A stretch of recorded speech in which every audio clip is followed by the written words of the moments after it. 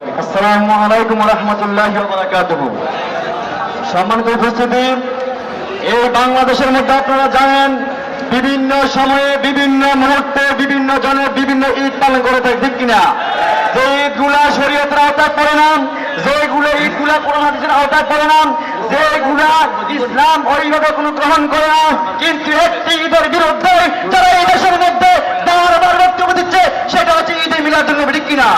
আর আমরা একটি মাত্র সুন্দরভাবে ঈদ পালন করে থাকি, শ্রেষ্ঠ ঈদ ঈদে মিলাদুন নবী। তারপরে শরীয়তের আরো অন্যান্য ঈদগুলোকে আমরা রীতিমতো পালন করে যাচ্ছি।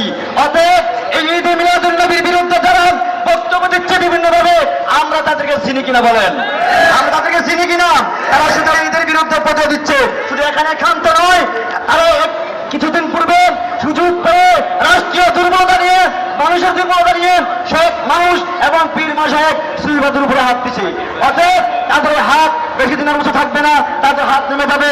মহান আল্লাহ পাক, মহান বিচারক তিনি আছেন, ছিলেন এবং থাকবেন কিনা বলেন? অতএব আমরা মহান আল্লাহ পাক এবং মধ্যমার কদমে বিচার দিয়ে আমরা ক্ষান্ত নয়, আমরাও সেই উহুদের দৃষ্টান্ত, বদরের দৃষ্টান্ত এবং আমরা সেই সত্যের দৃষ্টান্ত। এখন এই দেশের জনগণ দেখে নাই, সুন্নিদের আক্রমণ দেখে নাই, সুন্নিদের আন্দোলন দেখে নাই। আমরা এই সোনার বাংলাদেশে, স্বাধীন দেশে আমরা সুন্নিয়তের সেই আন্দোলনকে যদি আমরা তুলে ধরি, তাহলে টিকে থাকবে না সাধারণ জনগণ, টিকে থাকবে না দুর্দান্তরা, টিকে থাকবে না সেই দুশ্মনরা, টিকে থাকবে না সেই বেয়াদবরা, ঠিক কিনা? অর্থাৎ আমরা সত্যের স্লোগান, সত্যের আন্দোলন, আর দেরি নয়, আমরা আর ঘরে বসে থাকবো না, ইনশাল্লাহ আমরা মাঠে আসতেছি।